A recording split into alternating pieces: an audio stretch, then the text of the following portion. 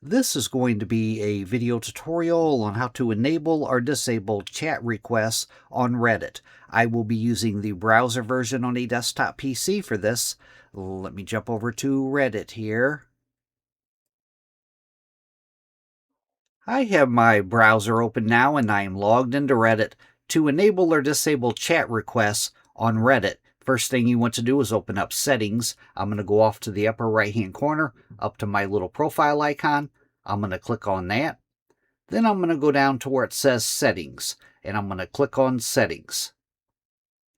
Now on the Settings page, the tabs across the top up here, you want to go to the tab that says Privacy.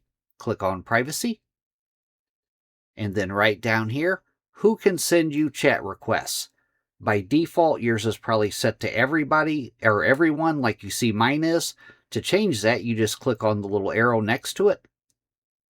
Little dialog box will pop open. It says who can send chat requests. Everybody, you can see that's the one that's got the check mark next to it. That's what I'm set to currently. Accounts older than 30 days or nobody. Down below that, it says always allow chat requests from, and you can enter usernames in here. Then you would just go down to the bottom, click on Done.